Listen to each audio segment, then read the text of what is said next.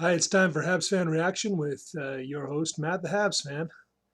Well, we'll talk about two games this episode. First, of course, we'll talk about the game of the Habs versus the somewhat red hot Flyers.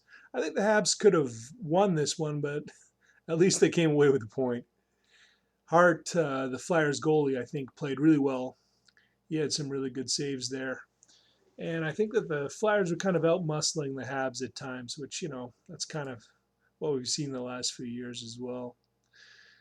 Early on in the game, there was a great save, though, on the breakaway by Konechny by Carey Price. So that's one of the highlights, I think, so far of this season for Habs fans is the great play of Carey Price overall. I think he's looked really good.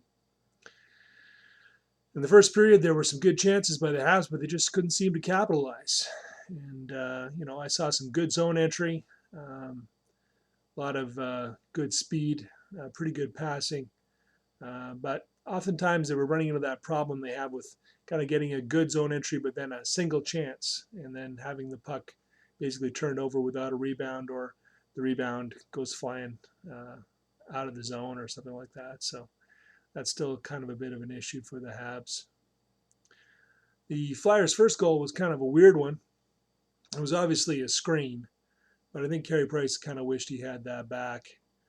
Um, really, the biggest problem with that goal was that the Habs allowed too much movement by the attacking team members there in the defensive zone. Can't really allow them to float around like that, and can't allow them really to get in that long of a screen either. It was kind of a defensive breakdown. Shortly after, though, there was a great save by Price on Couturier. So, Price was really showing up for this game, I thought. Played well. Once again, the second goal, though, by Van Riemsdyk was another defensive breakdown. They basically just allowed him to steal the puck right in front of the net. Well, there was a defender right there. You gotta clear that puck. Cannot allow, you're face to face with the attacking player in your defensive zone. You can't allow him to just pick up that puck and flick it in the net like that. In the second, the Flyers were just all over the Habs, I thought.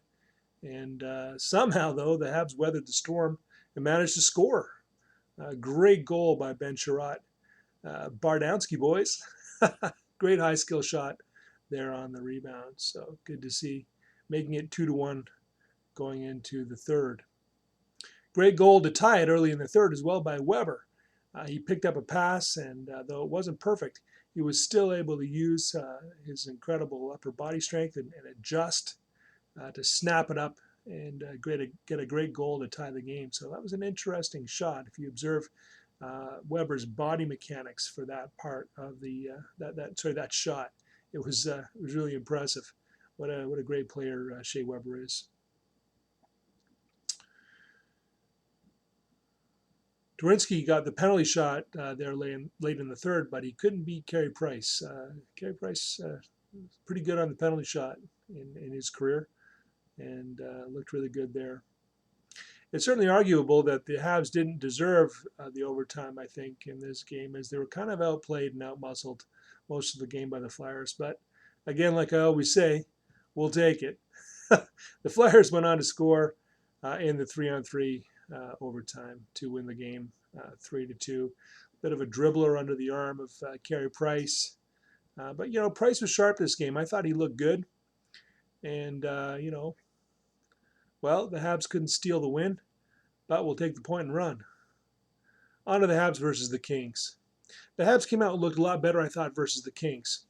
Now, you'll recall that traditionally, the past few years, the Habs have struggled against the Kings at times, but they look really good against them at home this time in this pretty entertaining game.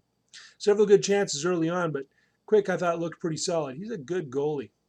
Price did as well later on in the first one. The Kings were really pressing. The Habs had really good puck movement in the game against the Kings. Their passing this game was really good, and that good puck movement really suits their high-speed style of play, I think. What a goal, though, by Shea Weber for the first goal of the game. Incredible hand-eye coordination on display there. He'd made an initial shot. The rebound bounced up into the air, and he actually struck the puck out of the midair, slapped it home for the power play score. What a beauty goal. Got to hand it to Shea Weber.